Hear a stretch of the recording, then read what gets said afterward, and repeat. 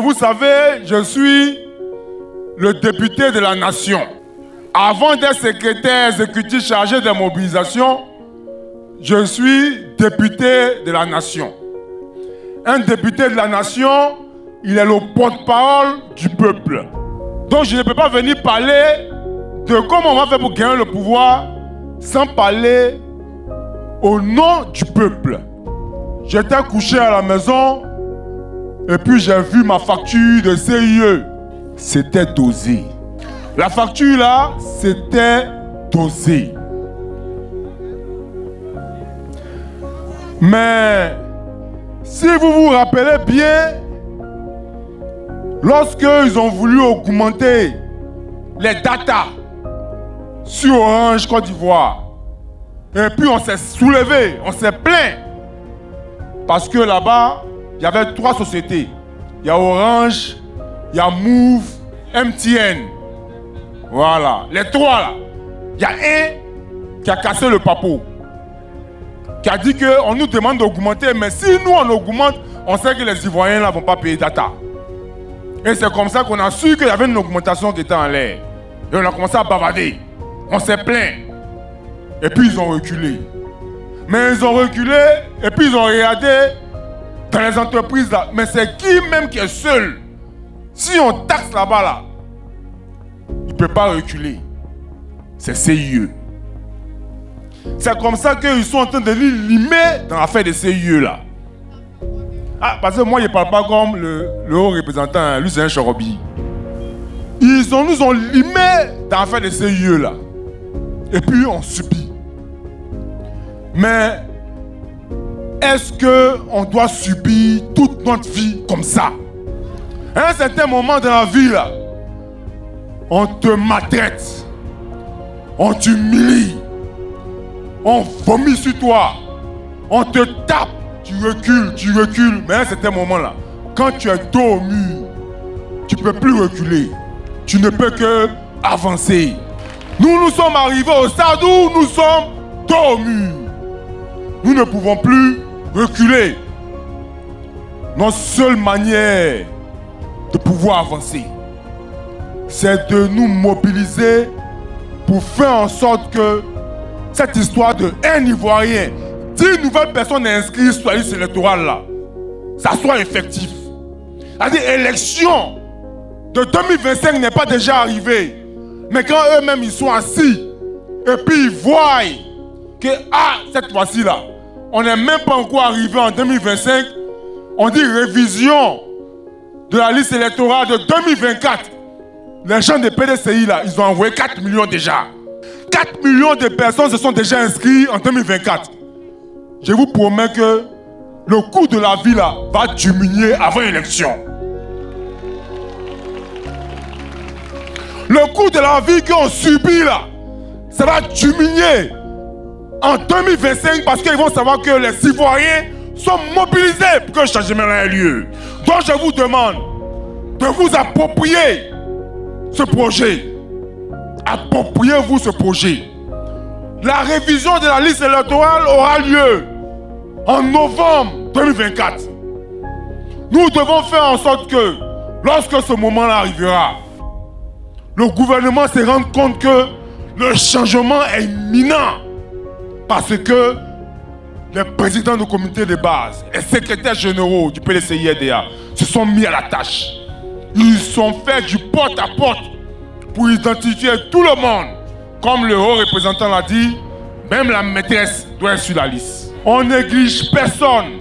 À partir du moment où tu as plus de 18 ans, si tu n'es pas sur la liste électorale, on doit faire tout le possible que tu sois sur la liste électorale. C'est important. Maintenant, il y a le frère Maxime que j'aime beaucoup.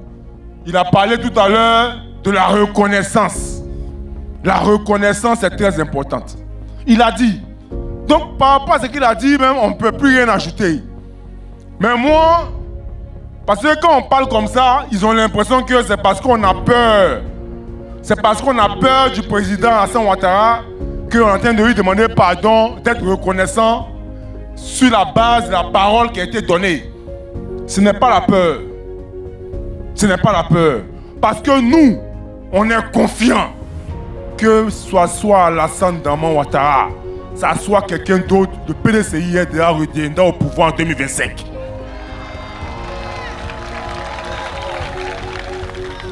Quelle que soit la personne qui se place devant Tidjane Thiam, on le bat. C'est pourquoi je vous demande, vous-même, qui a quelqu'un qui a 85 ans chez lui à la maison?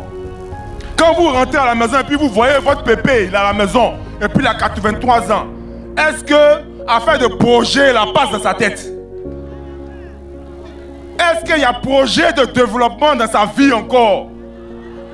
Est-ce qu'il y a projet de construction de maisons dans la vie de quelqu'un qui a 83 ans? Vous le voyez à la maison là, il prie Dieu pour que Dieu n'a qu'à pardonner tous ses péchés qu'il a eu à faire dans le passé. Parce qu'il veut mourir en paix. C'est pourquoi je vais vous dire, dites aux gens qui ne sont pas ici, que le président Alassane Draman Ouattara, là, sa vie, là, c'est derrière lui. Et ceux qui sont en train de crier partout, oui, c'est Alassane on veut, c'est Alassane on veut, ils mentent, hein. C'est des menteurs. En réalité, c'est eux qui veulent nous diriger, mais comme ils savent qu'ils ne peuvent pas, devant Tidjane Thiam, ils sont en train de pousser le vieux. Mais nous, on sait que le vieux, on a eu à diriger le pays avec lui.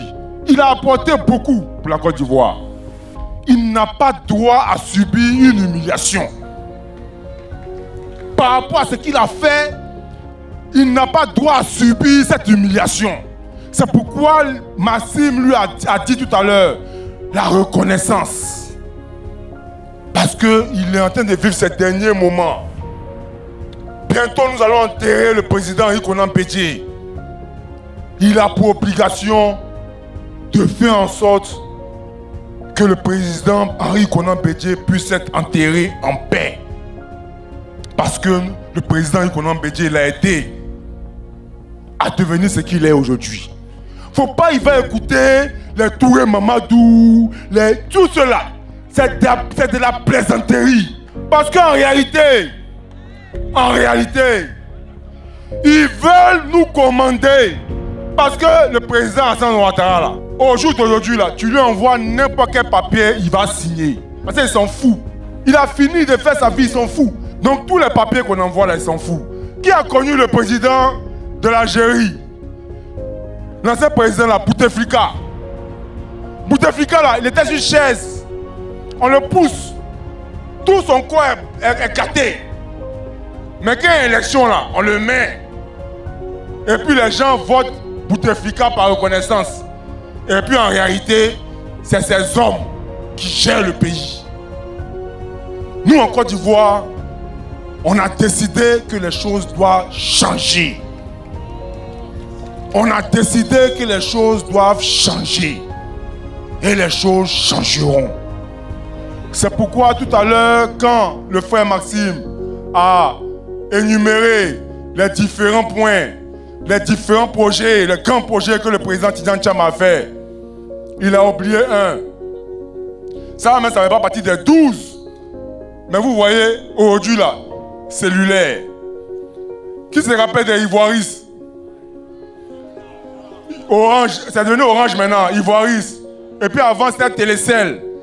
Les Blancs même ont dit que le téléphone là, on ne peut pas utiliser ça en Afrique. Le président Tidjane Thiam a dit qu'on peut utiliser ça en Afrique. Et c'est lui qui allait les convaincre. Et puis aujourd'hui là, tout le monde a un téléphone en Côte d'Ivoire ici. C'est pour dire que quelqu'un à 30 ans, il arrive à faire tout ça. C'est pas à 60 ans, il ne va pas nous envoyer à un niveau même que nous-mêmes, on ne sait pas. Donc je vous demande, le projet Un Ivoirien pour 10 inscrits sur la liste électorale, c'est notre projet. C'est notre projet. Parce que le chômage, aujourd'hui là, le chômage, la corruption, c'est une pandémie qui tue plus que tout, la corruption en Côte d'Ivoire. Donc je vais vous demander de vous asseoir et puis de regarder dans tout ce que vous vivez dans votre vie là, 5 choses qui font que vous en avez marre, vous écrivez sur papier. 5 choses. Et puis en fonction de ces 5 choses là, vous prenez la fiche et puis vous vous promenez partout pour identifier ces 10 personnes qui n'ont jamais voté, qui ne sont jamais inscrits sur la liste électorale. Il n'y a rien d'autre à faire. Vous prenez la fiche. Qui a la fiche? Donnez-moi la fiche. Vous prenez la fiche. On la fait le plus simplement possible. Vous écrivez le nom, le prénom et la date de naissance de la personne que vous avez rencontrée. Vous écrivez son nom. Vous demandez à la personne, est-ce que tu as la carte nationale d'identité? S'il te dit oui, tu coches oui. Tu écris son numéro de téléphone et puis il signe à la fin. La personne là n'a jamais voté, son nom n'est pas inscrit sur la liste électorale, mais la carte nationale d'identité. Lui, on prend son nom, on attend. Lorsqu'il y aura la révision de la liste électorale, on va l'appeler pour qu'il passe s'inscrire en novembre. Si vous écrivez le nom des gens encore, et la personne dit qu'elle n'a pas de carte nationale d'identité, il n'a pas ça, tu lui demandes après, est-ce que tu as un extrait de naissance? Il dit oui, j'ai un extrait de naissance. Mais pourquoi tu n'as pas la carte nationale d'identité? Il peut ne pas avoir la carte nationale d'identité parce qu'il n'a pas l'argent pour payer la carte nationale d'identité. Nous avons demandé, moi, le PCIADA, le groupe parlementaire, a demandé au président Alassane Dramane Ouattara, quand il a envoyé un mandataire, son représentant à l'Assemblée, nous lui avons demandé, Monsieur le Président, nous sommes en Côte d'Ivoire, le peuple souffre, la pauvreté a envahi tout le peuple. Vous êtes déconnectés de la réalité entre vous et le peuple. 5 000 francs CFA, c'est beaucoup d'argent. Et ce n'est pas tout le monde qui a la capacité de payer sa carte nationale d'identité à 5 000 francs, alors qu'il a des difficultés pour manger à la maison. Personne ne peut décider d'aller acheter une carte nationale d'identité alors qu'il a les difficultés pour manger chaque jour. Donnez gratuitement la carte nationale d'identité aux Ivoiriens. Parce que le président Laurent Gbagbo et le premier ministre Soro Guillaume ont eu à donner gratuitement la carte nationale d'identité aux Ivoiriens. Alors que la Côte d'Ivoire était un pays qui n'avait pas un gros chiffre d'affaires aujourd'hui. Le budget de la Côte d'Ivoire s'élevait à près de 4 000 milliards. Mais ces deux-là ont décidé de donner gratuitement la carte nationale d'identité aux Ivoiriens. Tous les Ivoiriens, ils avaient la carte nationale d'identité orange. Tout le monde. Gbagbo et Soro Guillaume ont donné ça gratuit. Aujourd'hui, le budget national de la Côte d'Ivoire s'élève à 13 000 milliards. 13 000 milliards. Si nous devons donner la carte nationale d'identité aux Ivoiriens, ça ne nous coûtera rien.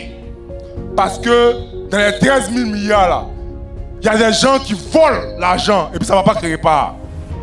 Ils volent 200 milliards, 100 milliards, 50 milliards, ça ne va pas créer part. Prenons les 50 milliards là, aidons nos concitoyens à avoir la carte nationale d'identité. Parce que comment on peut aider quelqu'un qui n'a pas la carte nationale d'identité? Comment on sait qu'il est ivoirien? On dit on veut aider les Ivoiriens à avoir du travail. Quand tu es en train de remplir, on dit qu'il faut mettre le numéro de ta carte nationale d'identité. Mais tu n'as pas ça. Comment on peut t'aider? Nous leur demandons, nous leur avons demandé. Chaque année, nous leur avons demandé, mais ils ont refusé. Ils ont considéré que s'ils nous donnent la carte nationale d'identité gratuitement, on ne va pas connaître sa valeur. C'est ce qu'il nous a dit. Mais on ne peut pas rester là à pleurer. Donnez-nous gratuitement, et puis, comme ils ne nous donnent pas, on est là, on ne parle pas. C'est pourquoi nous avons décidé d'identifier tous les Ivoiriens qui veulent avoir la carte de nationalité gratuite. On doit les identifier tous. Parce que si ce n'était pas gratuit, ce n'était pas cher. Et c'était facile. Est-ce que les ministres allaient dans les villages pour payer carte nationale d'identité de leurs parents. Ils n'allaient pas le faire. Mais eux, comme ils ont l'argent, ils prennent ça pour payer pour leurs parents. Et ceux qui n'ont pas l'argent, regardent leurs parents, ils ne peuvent pas payer pour eux. Nous avons décidé de les identifier. Donc c'est votre travail à vous. Rentrez dans tous les couloirs. Partout, ne vous fatiguez pas. Rentrez. Si vous êtes fatigué, pensez à votre enfant qui ne travaille pas. Si vous êtes fatigué, pensez à vous. Pendant 10 ans, vous souffrez. Rien ne change dans votre vie. Levez-vous. Parce que ce changement-là, il aura lieu. Ils veulent pas, il aura lieu. Parce que nous sommes déterminés. Devant quelqu'un qui est déterminé, rien ne peut l'empêcher d'obtenir ce qu'il veut. Rien. C'est pourquoi je vous demande, cette fiche-là, appropriez-vous cette fiche. C'est 10 personnes minimum. Mais je sais que vous pourrez envoyer plus. Appropriez-vous ce projet-là. Parce que le district d'Abidjan, c'est 6 millions d'habitants. 6 millions. Et actuellement, il y a 2 millions d'inscrits sur la liste électorale. Sur les 6 millions. Nous voulons avoir 50% dans le district d'Abidjan. Ça veut dire que normalement, on devait avoir 3 millions d'inscrits. Mais nous sommes à 2 millions. Ça veut dire qu'il y a 1 million de personnes qui ont la possibilité d'être inscrites sur la liste électorale. Et c'est votre travail à vous de les identifier. Identifiez-les. Chaque jour que Dieu fait, quand vous vous réveillez, trouvez 2 noms. Envoyez ça au délégué afin qu'il nous envoie ça. Envoyez.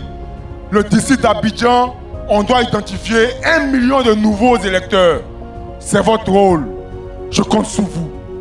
Je compte sur vous. Le président Tidjane Thiam compte sur vous. Parce qu'il est convaincu que si nous atteignons cet objectif de 12 millions d'électeurs, le président Alassane Ouattara va venir annoncer que son candidat, c'est Tidjane Thiam. Il va le faire. Avant de partir, vous savez, moi je suis un homme de principe.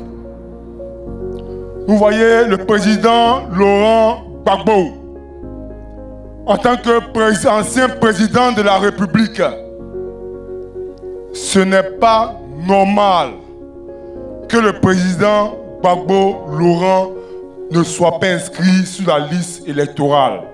Ce n'est pas normal. Donc, à partir d'Abobo, je demande au président Alassane Ouattara de prendre la décision politique qu'il faut afin que le président Gbagbo Laurent soit inscrit sur la liste électorale. C'est important. C'est important. Ce n'est même pas une histoire de il sera candidat, mais il doit voter. Parce que c'est un ancien président de la République. Il a pour obligation aussi de voter. Parce que si nous sommes aujourd'hui où on en est, il a permis aussi, il a travaillé pour apporter un plus. Donc il faut que le président Gbagbo Laurent soit inscrit sur la liste électorale avant 2025. Maintenant, si lui-même il veut être candidat après, ça c'est plus à notre niveau. Pour le moment là, on n'a qu'à inscrire son nom. C'est important. C'est important. Donc vraiment, chers parents, je vous remercie pour cette belle mobilisation. Je vous remercie pour cette belle mobilisation. Mais je ne veux pas que vous sachiez qu'il faut une mobilisation pour que vous vous mettez au travail. Mettez-vous au travail. Investissez le terrain. S'il vous plaît. Chaque semaine, il y aura des évaluations qui seront faites pour qu'on sache qui travaille et qui ne travaille pas. C'est important. Je compte sur vous. Je compte énormément sur vous. Parce qu'Abidjan, c'est le cœur. Si nous gagnons partout à Abidjan, il n'y a pas de débat. Donc vraiment, je compte sur vous. Que Dieu, le Tout-Puissant, qui a permis à ce que cette cérémonie a pu bien se passer, vous raccompagne à vos domiciles sains et saufs. Dans tous les cas, nous resterons en contact.